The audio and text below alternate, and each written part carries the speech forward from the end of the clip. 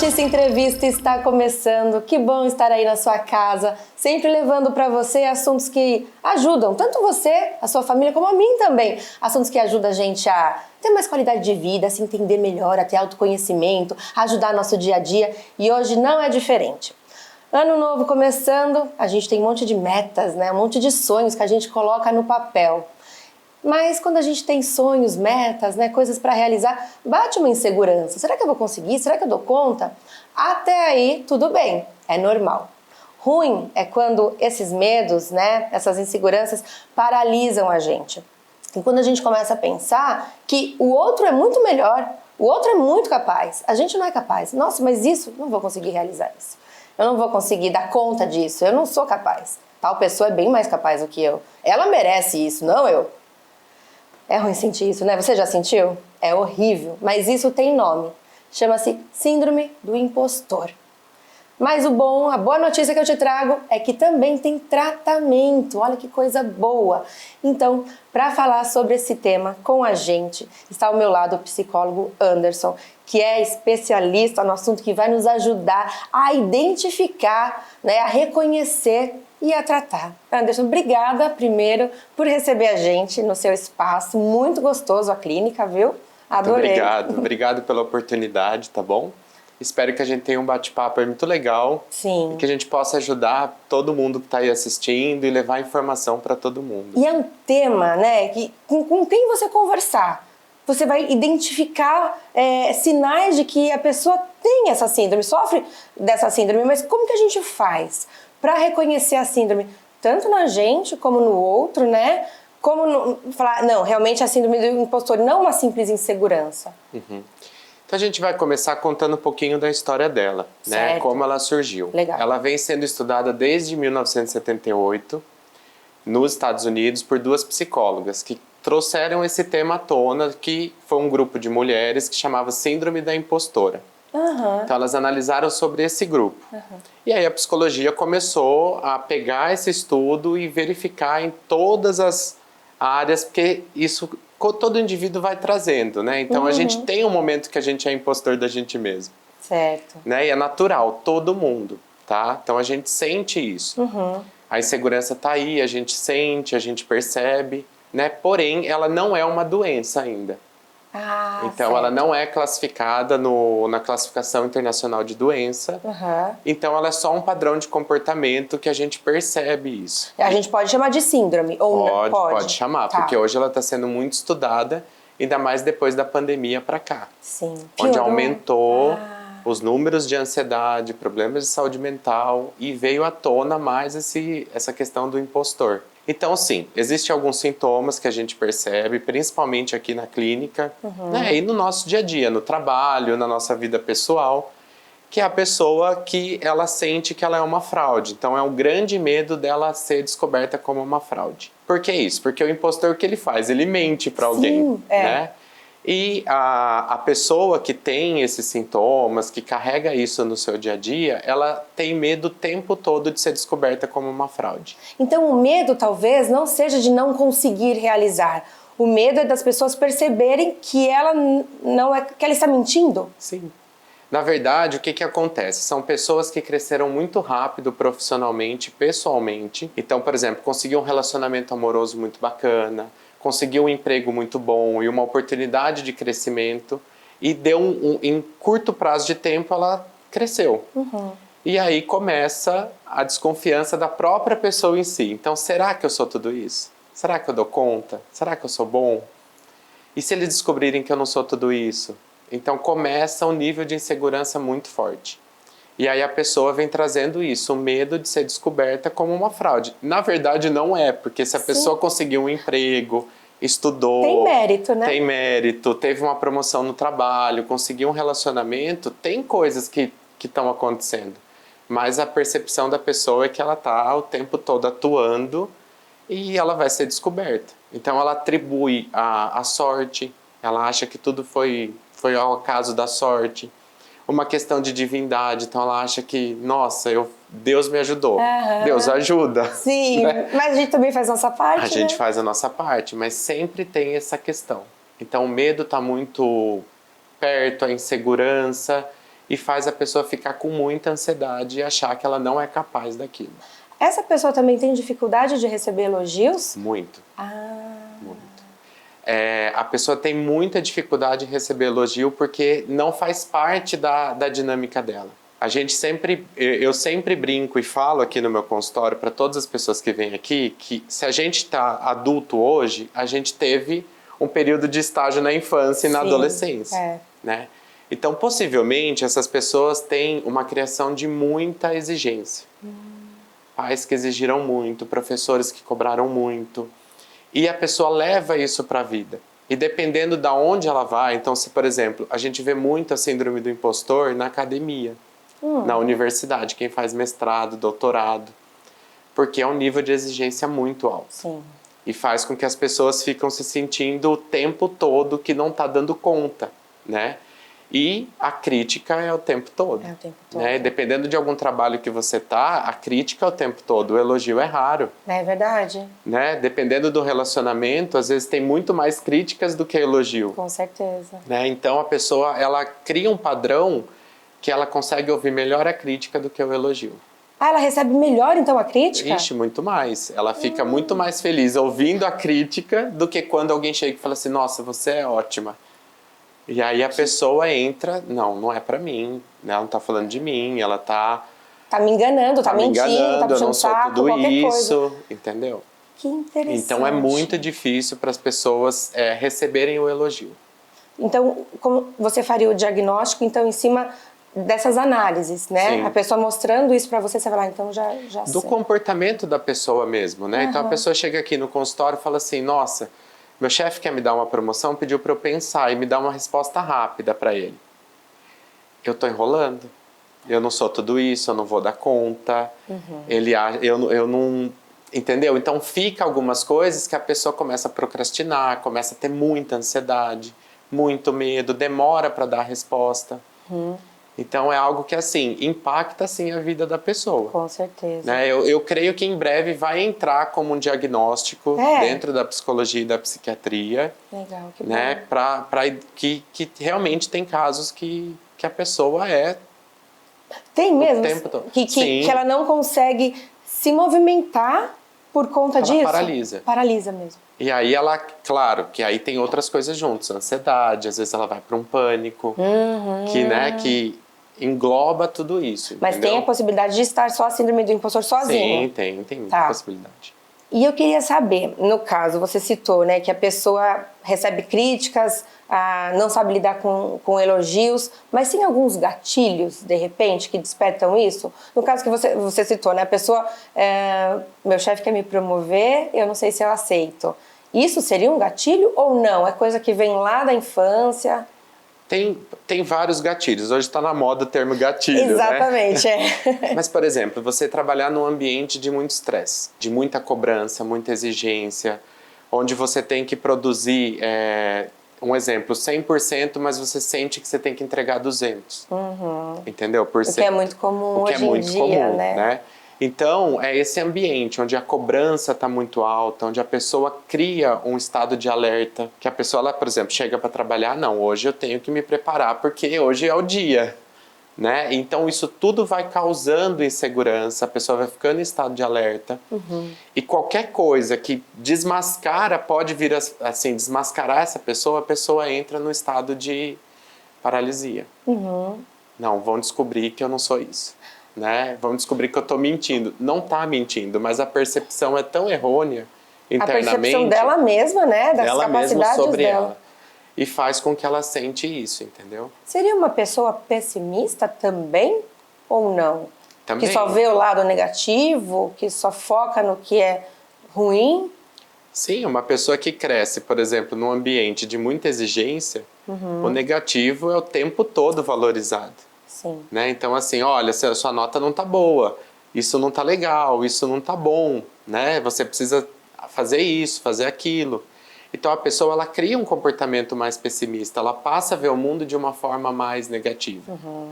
E isso começa a envolver em tudo na vida dela, no trabalho, nas relações, nas amizades, no namoro, no casamento. Então, eu acho que aí já fica até um alerta para os pais, né? que se preocupam, né? A forma de criação que você está criando seu filho hoje vai refletir no adulto que ele vai ser, né? No adolescente, no jovem. Então, tentar ser o mais leve possível, né? É um tema complicado esse, né? É complicado. Porque às vezes dá medo de perder a mão, ser muito permissivo. Isso.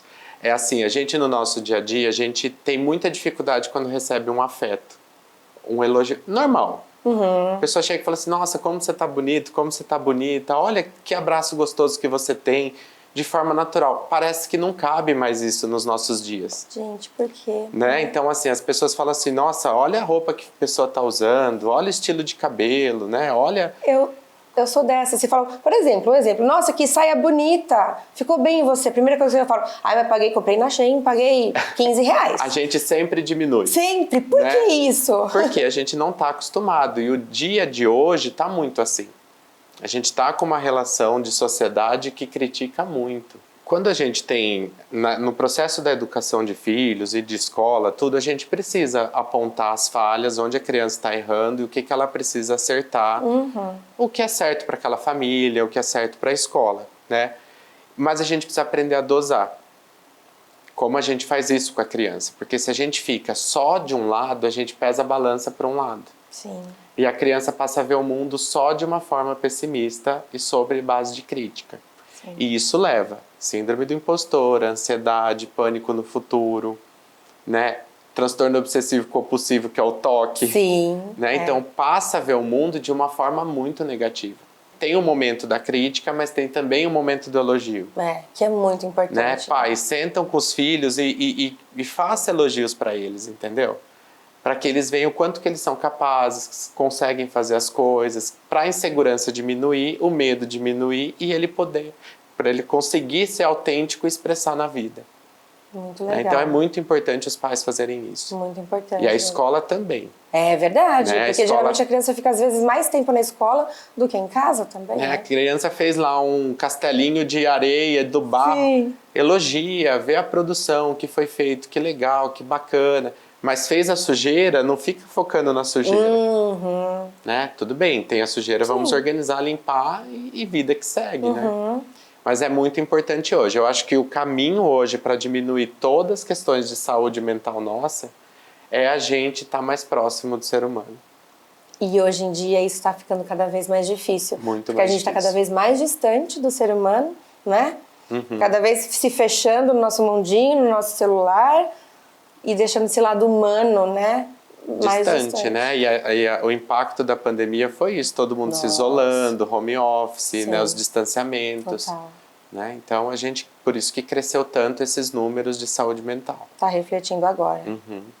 E eu tenho certeza que você de casa se identificou, porque eu me identifiquei, com alguns desses relatos. Então, continue aí, a gente vai para o intervalo rapidinho, mas a gente volta porque ele vai falar sobre agora tratamento. É possível. Não sai daí.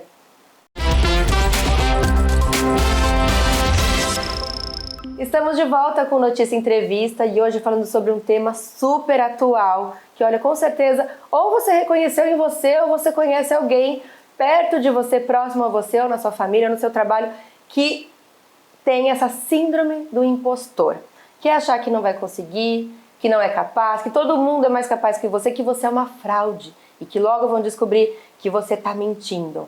Só que hoje nós estamos conversando com o psicólogo Anderson Godoy, que ele vai explicar pra gente que é possível, sim, tem tratamento e tem como a gente lidar com essa situação e melhorar muito, né? Então, quando o diagnóstico é feito aqui no consultório, você identifica todas essas, né, essas peculiaridades, eu não sei, essas informações falando, realmente a pessoa tem a síndrome do impostor. O que fazer a partir de então? Então, a gente precisa olhar o que também está em volta, né? Porque ela se dá um pouco sozinha, mas geralmente tem uma ansiedade, tem algo que vem junto, né? Então, hoje eu costumo falar para todo mundo, psicoterapia, quem faz terapia passa na frente. Verdade. De tudo. De tudo. Né? Então, assim, é muito importante. Já foi a época que era visto como algo ruim, porque teve uma época que as pessoas tinham vergonha. Sim. Né? Ai, lá é coisa, sei lá. Mas isso eu acho que já ficou... Eu acho que tem pessoas que ainda trazem isso, mas eu acho que é um pensamento tão arcaico, tão antigo. Mas ainda enraizado. Tem pessoas que têm dificuldade de chegar. né? Então, assim, hoje quem faz, e se você faz terapia, comunica para os amigos, fala, olha, o quanto que isso foi bom, porque é a forma de começar, né? Eu acho que você identificar isso, perceber esses comportamentos, aquilo que acontece na sua vida, quais são os sintomas disso, e na terapia a gente consegue organizar bastante Com isso, certeza, né? Além disso, a gente tem também um acompanhamento médico. Então, às vezes, a gente encaminha para um médico psiquiatra para fazer uma avaliação, porque às vezes a ansiedade é tão alta Sim. que acaba impactando, né, a pessoa a ter mais comportamentos impostor. Então, assim, a sentir que é uma fraude, a achar que está enganando todo mundo, a atribuir que nunca é dela, sempre é do universo, da sorte, entendeu? Então, hoje, a terapia a gente consegue organizar bastante a pessoa nesse sentido e mostrar para ela, olha, você tem esse comportamento, tá aqui. E ela saber identificar, quando começar a surgir, né, o sentimento, o comportamento, ela identificar e falar, não, agora eu sei como que eu posso lidar com isso. Porque tem uma coisa assim que é muito importante, insegurança a gente precisa ter, e medo também. Essas duas coisas mantêm a nossa vida. Verdade. Se a gente não tem medo e não tem insegurança, é totalmente seguro e sem medo, né? Então a gente faz coisas, pega o carro em alta velocidade, coisas que a gente vê no dia a dia aí das pessoas. Mas a gente precisa, só que tem que ser dosado. Sim. Né? Então a gente precisa olhar, fazer a terapia, participar. E se for preciso, a gente encaminha para um médico para dar uma avaliação e ver essa questão dessa química cerebral da pessoa, né? Porque às vezes é uma manifestação da ansiedade que está aí. A gente tem, né, a síndrome do impostor, que é aquela pessoa que nunca acha que é suficiente, boa o suficiente, mas tem também o oposto, né? Aquela pessoa que se acha demais, que tudo ela sabe, que tudo ela domina, todos os assuntos, que ela tem que te ensinar tudo, que você não é o suficiente, aí ela que te coloca nesse papel. Qual que seria esse oposto? Como que é essa pessoa desse perfil? Hoje a gente vê muito esse tema, né? Que é a pessoa narcisista. Narcisista. Né? Então, que tem aquele narcisismo muito alto, que tem uma grandiosidade. Ó, só da gente falar, a gente já cresce. Já cresce, olha que coisa. Então a pessoa que se sente muito a primeira em tudo, que tem uma autoconfiança em tudo. Então ela fica poderosa, né? Então, enquanto a outra pessoa que se acha que é o impostor, que está mentindo, que está enganando, que é uma fraude, o narcisista não, eu sou poderoso e eu faço a coisa acontecer. É um tema que está muito atual, o narcisismo, porque aparece muito nas relações amorosas, principalmente de casamento, namoro, né? Relacionamentos abusivos. E no trabalho também. Também tem bastante. Né? A gente ouve muito, ai, meu chefe, só ele que sabe, só ele que... Ele não escuta a opinião do outro, ele humilha a gente, entendeu? Então, como reconhecer, nesse caso, um narcisista? Eu acho que tem várias, né? Mas como você fala, nossa, isso que ele está falando não é verdade. Ele está falando mais dele do que da situação, né? E como se blindar?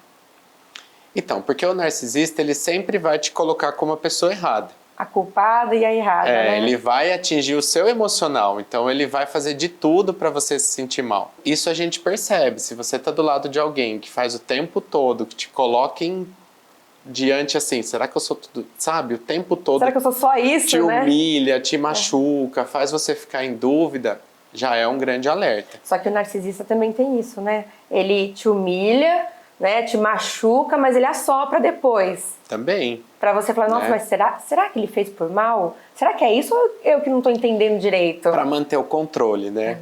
Então, para manter tudo aquilo sob controle, ele também tem essas manipulações que ele faz. É o oposto, assim, que a gente vê. Por exemplo, num ambiente de trabalho, onde tem uma pessoa que não se sente capaz, que sempre está em dúvida, em xeque, que se boicota, autossabotagem, que é muito comum no síndrome do impostor, né?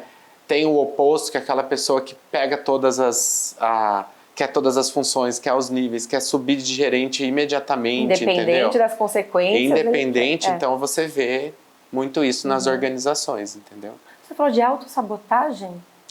O impostor, ele faz muito isso, ele próprio se sabota. De que forma? Como seria isso? Por exemplo, a pessoa convida a pessoa, por exemplo, vamos ficar noivo. Tá.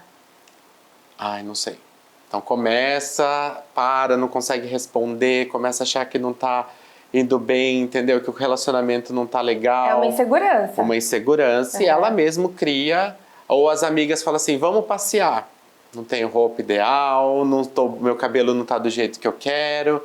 E aí inventa desculpas e para não sair, não se expor, não ser vista. Acho que o pessoal de casa vai se identificar com essa. Vou começar a academia. Mas hoje tá chovendo, hoje eu tô atarefada, hoje tô com um pouco de dor de cabeça e nunca começa. Então isso seria autossabotagem. Sim. E procrastinação também.